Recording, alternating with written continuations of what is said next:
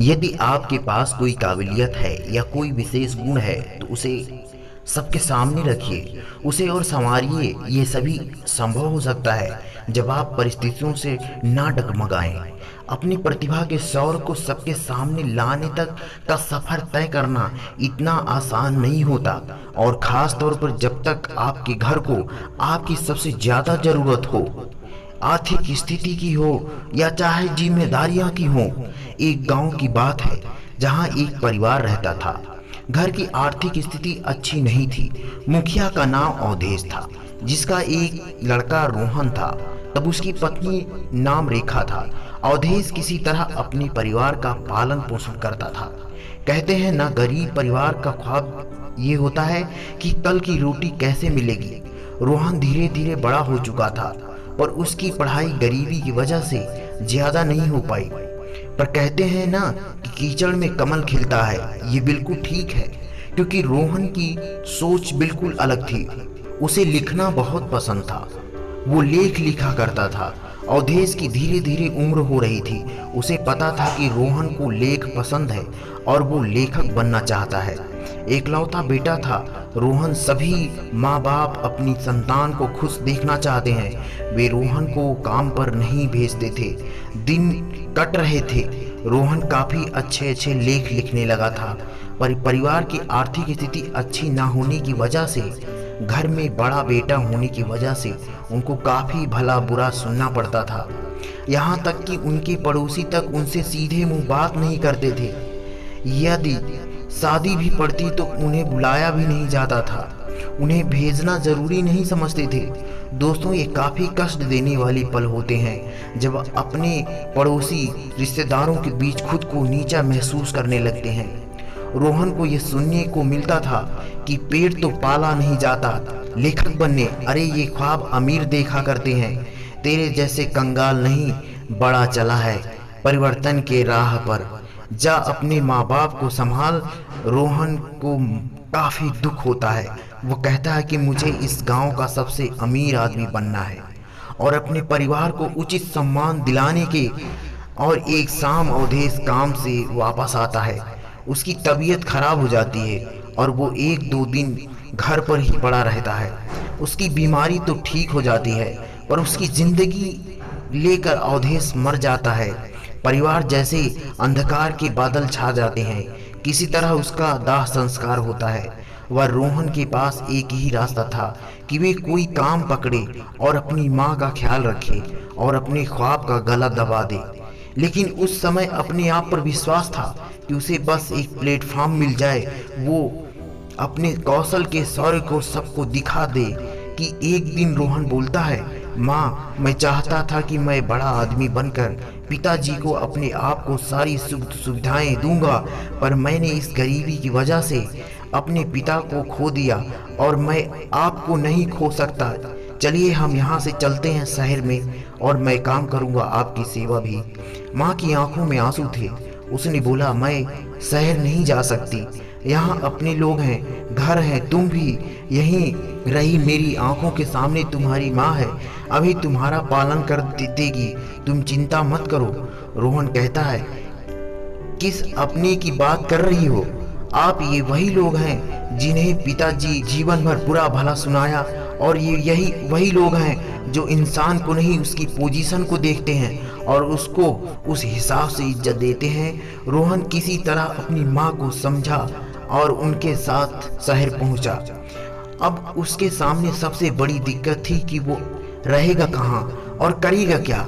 रहने के लिए कमरा चाहिए, पर उतने पैसे नहीं थे, पर भरोसा था सब ठीक हो जाएगा। वो एक के पल्ले लोड किए हुए खड़ा हुआ था और उसे उतरवाना चाहता था। रोहन ट्रक वाले से बात करता था, क्या मैं इसे उतार सकता हूँ? ट्रक वाला बोलता है, ठीक है। उसकी माँ एक जगह पर बैठ जाती है और रोहन पल्ले उतारने लगता है। उसकी माँ उसे देख रही थी। रोहन को पहली बार काम करते हुए वो एकलौते बेटे को दोस्तों उनकी आंखों में आंसू आ जाते हैं, पर ये उम्मीद थे कि उधर काम खत्म होता है। ट्रक वाला रोहन को पैसे देता है और रोहन वो पैसे लाकर अपनी माँ को देता है और बोलता है, ये लो माँ, इस शहर में हमारा स्वागत किया है। वो जाते हैं, छोटा सा कमरा लेते हैं। अगले दिन रोहन काम की तलाश में जाता है, पर उससे 1-2 दिन कोई काम नहीं मिलता। सच कहते हैं, जब परिस्थितियां विपरीत हो तो रास्ते भी नजर नहीं आते, लेकिन रोहन की अच्छा इतनी बड़ी थी कि कोई भी परिस्थिति उसे हरा नहीं सकती थी। काम मिल जाता है। कार एजेंसी में सफाई करने के लिए वो रोज करने जाता है और शाम को वापस कमरे पे आ जाता है। काम के दौरान उसका एक मित्र बन जाता है, रवि। वो दोनों अपनी बातें आपस में साझा करते थे।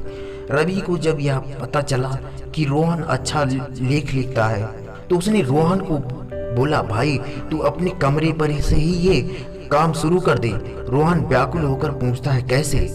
रवि बोलता है, शहर में बहुत लोगों को लेख लिखना पड़ता है रहता है, वो समय के अभाव में वो लेख नहीं पाते हैं, वो लिख भी नहीं पाते, तो उनका काम तू कर दिया कर।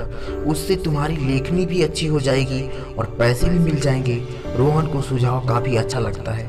वो कमरे पर जाता है और कुछ टेम्पलेट छपवा कर चिपका देता है कि लेखन या लेखन सजावट जैसे सेवा के लिए संपर्क करें। कुछ दिन तक कोई उत्तर नहीं मिलता है, पर एक सुबह वो कमरे पर रहता है, तभी दरवाजे पर खटखटाहट की आवाज़ आती है। वो दरवाज़ा खोलता है और देखता है कि एक आदमी था। आदमी ने कहा, क्या यहाँ लेखना होता है? रोहन पूरी तरह सुन्न हो गया।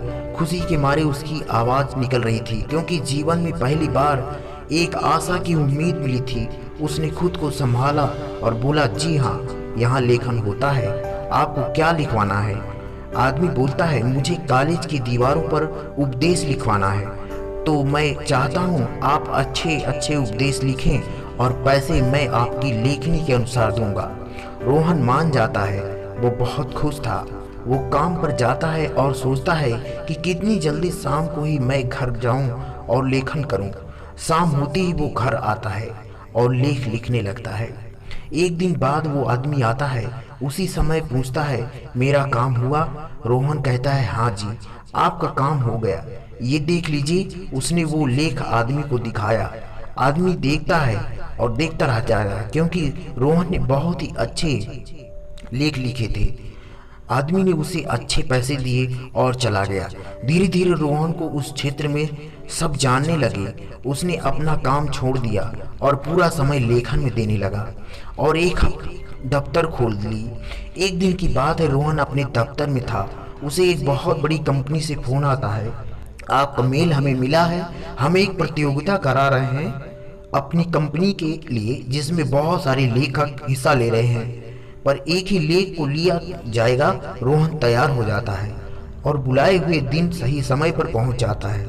प्रतियोगिता शुरू होती है। रोहन का ख्वाब बहुत करीब था। उसकी सारी मेहनत का परिणाम आज दिखने वाला था। यदि वो पास होता तो उसके वो सारे ख्वाब पूरे हो जाते, जिसे अपनी माँ और परिवार के सम्मान के लिए देखा था। पर तकदीर के हिस्से में वही लिखा जाता है जो मेहनत की कलम लिखती है। प्रतियोगिता में रोहन सबसे ऊपर आता है। कंपनी वाले उसे अपने यहाँ रख लेते हैं और काफ़ी अच्छा पैसा देते हैं। उसे उस पोस्ट के लिए वो कमरे पर आता है और सारी बात अपनी माँ को बताता है। अब माँ का दिल अपने बच्चों को लेखन बहुत कमज़ोर होता है। उनकी आंख नम हो जाती है, और ये आंसू न खुशी के थे न ही गम के, बल्कि ये गर्व के आंसू थे। कुछ दिनों रोहन के काम किया उस कंपनी के लेखन के लिए। इसी बीच उसकी बहुत सारी किताबें प्रसिद्ध हो गई, उसे सब जानने लगे। एक दिन रोहन बोला, माँ चलो गांव में घूम के आते हैं। वो गांव जाते हैं। उनकी ये पोजीशन देख गांव वालों की बोलती बंद हो गई और पड़ोसी शर्मिंदगी के सारे सीधे आंख बात भी नहीं कर पाते थे। आज रोहन के पास सब कुछ था। अब गांव में शादी होती थी तो रोहन को मुख्य अतिथि की तरह सम्मान दिया जाता था, क्योंकि जिस पोजीशन की लोग कद्र करते थे उसके पास वो सब था, और गांव का क्या, उसके इलाके का सबसे बड़ा आदमी बन चुका था। दोस्तों, किसी के आज को देखकर उसकी कल पर हंसना ठीक नहीं है। किसी की आज की पोजीशन देखकर उसके कल वाली पोजीशन पर टिप्पणी नहीं करनी चाहिए। और हाँ, ये बिल्कुल सच है कि यदि आप में प्रतिभा या कौशल पर भरोसा है तो आप जिद मत छोड़ो, उसे निखारो और उसके शौर्य को हर तरफ फैलाओ। कैसा लगा दोस्तों, मुझे कमेंट करके जरूर बताएं। और मेरे इस वीडियो को लाइक ज़रूर कीजिए। बहुत बहुत धन्यवाद। जय हिंद।